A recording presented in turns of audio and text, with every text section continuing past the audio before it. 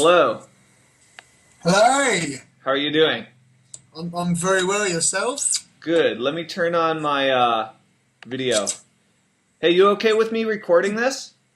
It's up to you. I don't really have the most fantastic looks or fantastic voice, so it's up to you, really. What happened to your hair and beard? It all fell out. Oh, did it? So honestly, man, big fan of yours. How the devil are you? You all right? Yeah, I mean, we just had a new baby, and lots of things are just all over the place. Doing a lot of running and stuff, but yeah, not too much sleep, and yeah, haven't been out running in a few days as I've been trying to change my schedule around with the new child. We have one son who's just about to turn 5 already, and so having a second one is, well, it keeps you busy. Well, yeah. Well, congratulations, buddy. Well done. Thanks. That's cool. Well, hey, if we end up using this recording later, then great. But yeah, so this is Tellman, and I'm here with Anthony Band, right? That's how you pronounce your name? Yes, BAND, Banny. Yeah. Yeah. And where do you live? I live in Hawley, which is pretty much Gatwick in the UK. Cool, cool. So you just completed a 1,000-mile barefoot run. Is that accurate? That is accurate to the, well, 960. Unfortunately, on the fourth day, I ripped a tendon in my ankle. On the fourth And the, day? on the fourth day, yeah. Wow. Okay. And basically, the doctor said to me, "It's game over. You need to stop there. Right. It's going to take up to a week to 6 months to fix the injury, basically." So unfortunately for that day, I had to kind of take a chill, basically, and do a bit of rest. I think the first and second day, I decided to sprint instead of taking my time. Yeah. Because unfortunately, on the way up there, we had a car crash. So I think male testosterone and everything like that. I just wanted to get a bit of anger out, which Yeah. obviously teared my ankle. But yeah, 960. But yeah, pretty Pretty. much that. So you ran 900 some odd miles with a torn tendon. Yes. And it was Amazing. horrible, man, because it's like where you got your ankles, it was inflamed bigger than the ankle. Yeah. So Wow. it was agonising pain, but I just literally dosed myself up with ibuprofen and just ran. Well done. Well Thank you. done. Wow. So you beat my minor barefoot running accomplishment comparatively by a long shot. That's a pretty extraordinary feat. How long have you been running barefoot? It's been about just over 2.5 years now. Oh, 2.5 years. Wow. Two and a So half that's where I years. made my biggest error. Is I started 2.5 months before I started the run across America doing it barefoot, and I was not adapted to it at all. I got my ass completely kicked. So Yeah, it's been 2.5 years, but it's been 2.5 years of learning, yeah, and that's how I think every day I want to find a bit of new research and look at it and study it and then speak to a couple of team members that I've got. It's I'm amazed that in 2.5 months with you, you pop straight into it. Do you know what? I'm going to run across America. I've only been running it 2.5 months. That's crazy. That's actually crazy to do something like that though for you. well, I mean, I've been running for 20 years, but just not Mm. barefoot, right? I was planning on running across America in shoes, but I was trying to find a way to make it a first, to make it something Yeah. that no one had ever done before. And then, a few months before the run, I kind of heard about the whole barefoot running thing, which was right about the same time, because I started in September of 2009, the run across the country. And so I started running barefoot 3 months before that. So we actually started running barefoot about the same time, it sounds like. Yeah. Yeah. Cool. Cool. Cool. So in the meantime, I mean, you had a cause you were raising some money for. Yes, I was raising it for a fantastic charity called Help for Heroes. Yep. which is basically raising up money for wounded soldiers that have served in Afghanistan, Iraq, and everything like that. And it's also working on stress-related problems and everything like that. And so far to this day, I think it's about £2,100 I've raised, which is my target, and I'm very chuffed, very chuffed. That's great. That's great. Cool. So prior to this mega run, I heard about it literally a couple of days after you finished the run, and I had never heard about you before. One of our howtorunbarefoot.com subscribers wrote in and said, "Check this guy out," and I went and I looked and I said, "Whoa, this is some pretty cool stuff." So, Yeah. what were you running leading up to this? Because it looked like you were averaging in the 30 miles per day range. Sometimes more, sometimes a little less. But I did that for a little while. I got up to that level where I was doing close to a marathon a day, but I wasn't able to sustain it nearly as well as you were. Do you know, before I ran, I only kind of came up with the concept of this idea pretty much on the 1st of January, where I said, do you know, this year I'm going to become a personal trainer, I'm going to sort my barefoot coaching quit, just kind of do some barefoot coaching and everything like that. I wanted to sort my life out. And I said, you know what would be great? To kind of kick off a career by saying something that I've, something to do crazy, something to kind of spark something up. But before I did this run, the furthest I've ever ran has been 13 miles. 13. 13, yeah. And training, because of me being quite young, 23, and being a youth, Jack the Lad type of thing, I wanted to go out and party, stuff like that. So training wasn't always my forte, I would say. It was a run here, have a break, don't run for a week. So I was blagging kind of this. I kind of didn't realise the first week and a half type of thing, like, geez, I'm actually running 40 miles a day. I have never experienced that type of distance before. So it's kind of it's amazing to understand how the body can adapt so quickly. Yeah. The last 2 weeks, especially the last week, I think I ran 56 miles in one day. Wow. Because I could just carry on, and it was amazing to see how the body can adapt. I think that was the trial and error I wanted to do. So, were you out there alone, or did you have a team with you? How did you eat? How did you have support? What did you do for that kind of stuff?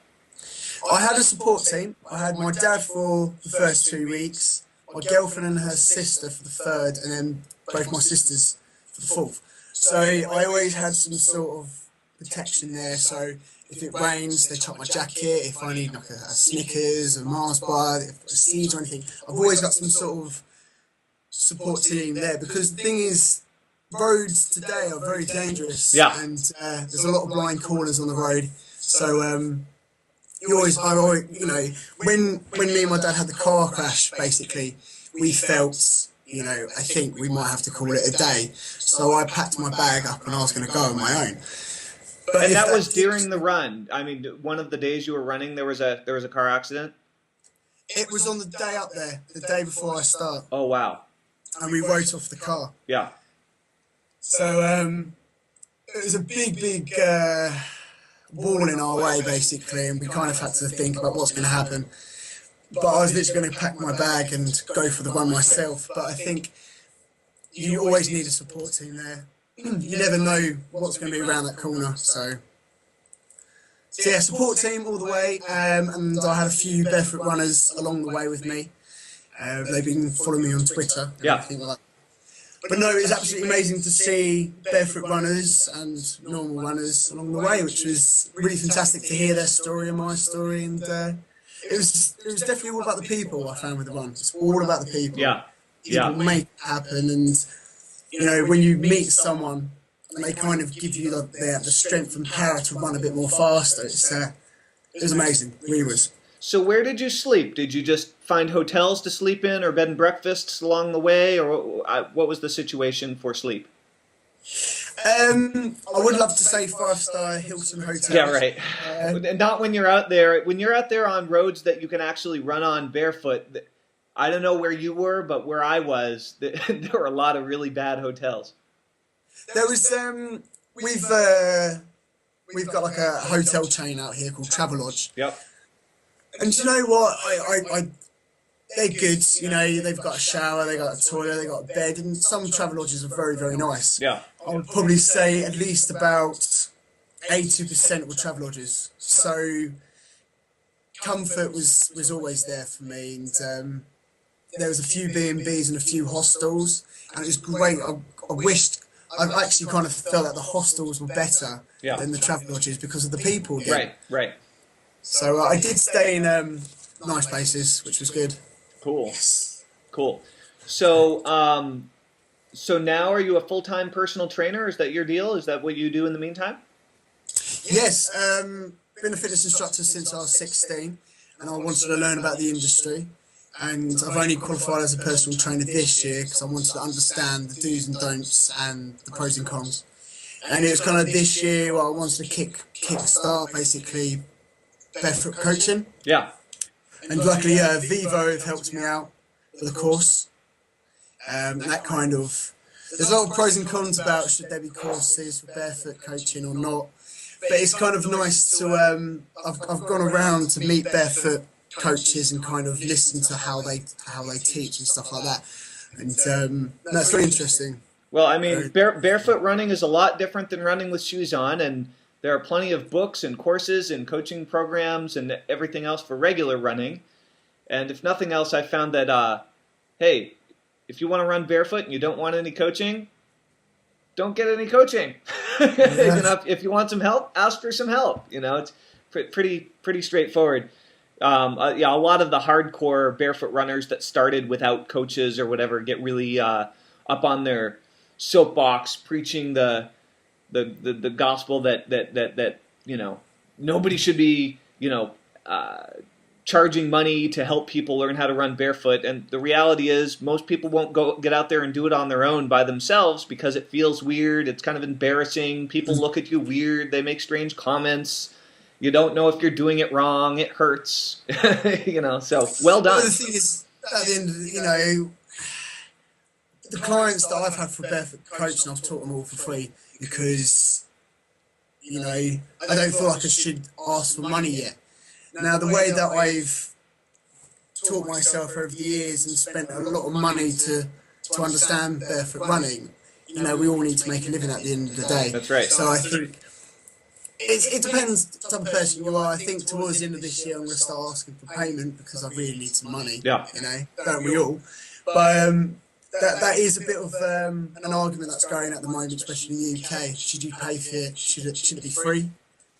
Should there be courses? Shouldn't there? You know, there's so many arguments about what is barefoot. Well, the way I look at it is, you make money money is just a byproduct, and it's a byproduct of helping people. And the better you get at helping people, the more money you make.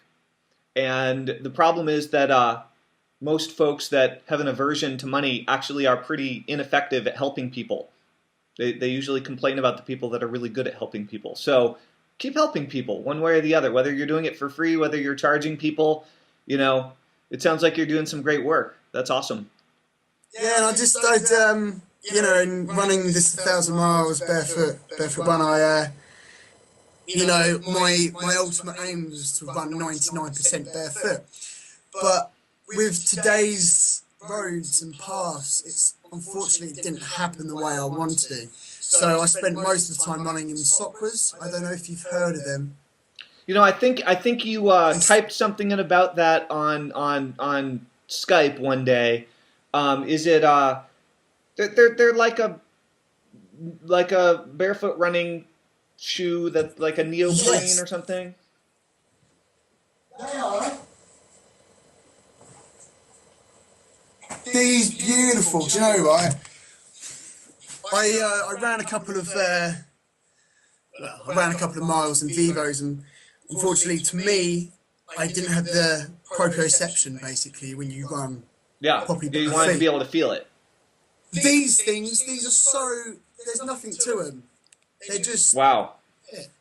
Okay, so how do you spell that? Sockwa, spelled as SOCKWA.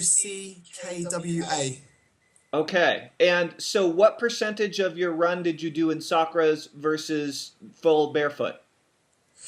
I would say I probably did a good 39% with these. Cool. And it was basically for me to kind of, because obviously we always get blisters on the road, and I know Oh, when you have, my feet got, I mean, that was the biggest thing. I mean, my feet got completely destroyed, dude. If I had put anything on my feet at all, it would have made such a big difference. But when I was doing it, I was trying to do it completely barefoot. Um, I, I could have probably done 20, 30 miles a day, maybe more, if I had Vibrams on or something like that. But uh, especially, I don't know what you call it out there, but there's a type of surface on the road that we call chip and seal. okay, So CHIP, and chip and seal. And so it's very, very sharp fragments of rock that are basically glued down to the road with, uh, um, some sort of tar. But yeah, we've got something like that. yeah, It's not the nicest, yeah, definitely not. cool. But you know, my aim was to run it barefoot, but unfortunately, when you've got 29 days to do it. Yeah, You've got to be in this place because you've paid £80 to stay in a room. You have to be there on time. yep. So definitely a lot of weight was on my shoulders. But I think when you're running and you've got all these type of shoes to wear, I fell in love with Socceroos, and I've always fell in love with Socceroos, and you kind of, it makes, putting on sock, you still got, because I was having this argument as well with people, like they're saying that you haven't run it barefoot, you put a shoe on. And I said, how can you explain this as a shoe? This is just a thin little bit of a sole just to protect me from the elements of today's Well, society. again, you'll find that most critics are people who haven't even attempted something close to what you just did. The vast majority of critics, the only people that you can actually take criticism from is someone who's accomplished something more, right? Everyone else probably should keep their mouth shut, in my opinion. They're just, My next, I'm sure one of your questions is to ask me what's my next adventure. What's your next adventure? New York to California. What's that? New York, California? Do what you attempted, New York to California. Well, dude, It's been one of my, let me know what your timeline is, because I'm going back out, and actually one of the things that I'm on the search for right now is a small team of barefoot runners to run it more like a relay.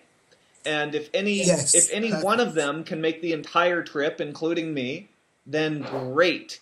But I realized for me it was more about raising money for homeless youth than it was about my own ego.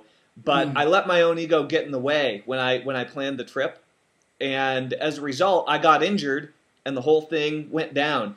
And so the next time through, I'm going to set it up so if any one runner or any runners get injured or hurt or can't keep going for any reason, then the cause can keep going and the project can keep going. That's a really good way to think about that. Genius way. Yeah, it's kind of hard because, you think, oh yeah, I'm going to do this awesome thing. It's a self-challenge and everything else, which it is, right? But if you are if you're going to bother trying to raise money for anything, then that's pretty important. That's pretty important stuff. And for me anyway, it was a big ego wake-up call to, I named my nonprofit Tellman.org, and I called the project Run Tellman Run. So if there isn't some ego wrapped up in that, I don't know. What would have some. Unfortunately, with that type of thing, it has to be because, yes, you are raising money for this absolutely brilliant charity, but at the same time, you're the one who's running it. Right. So you have to kind of boost the ego for you, so people will be like, "Oh, come on, Tellman, you right. can do Exactly. it." Yeah, it's funny the way it works. Exactly. You have to. Well, listen, dude, I got a blog post to write here, but if you're cool with it, I'd love to share this with the How to Run Barefoot community. I could put it up on YouTube or something and put it on the blog. I'm sure people would go bananas about it. I would absolutely love for someone to that. Yeah, that'd be brilliant. Cool. And where can people find out more about you? Where can people check out what you're up to? Well, my charity run was called Bear to Run, so www.beartorun.co.uk. I'm currently getting my website up and running, but it's just website designers and everything like that. Unfortunately, everything takes a bit of time. So literally just email me if there's a problem, if you want to chat or anything, because it's just like what we're doing now. Yeah. I've had quite a few conversations through Skype, and it's a genius thing as well, because you've got these webcams and you can say to people like, I'm first aid at work, certain things. I need to go to the dentist sometime soon. It's genius. So yeah, post anything up. I'm happy, and yeah. Cool. Well, listen, if you're all interested in writing some articles for the site or making any instructional videos on barefoot running that you'd like to put out there, I would love to have you as a guest expert on the blog. So if you're interested, shoot me an email and we'll chat about some of the options. But you've done something awesome here. It sounds like you're going to be doing some really great stuff, and I'd love to stay in touch. Good, thank you. As I always say to people, it's only the beginning. Cool. All right, I'm going to go ahead and stop the recording, and then we can finish up our conversation. One sec. Cool. Yeah. Do you know, I completely forgot we were recording.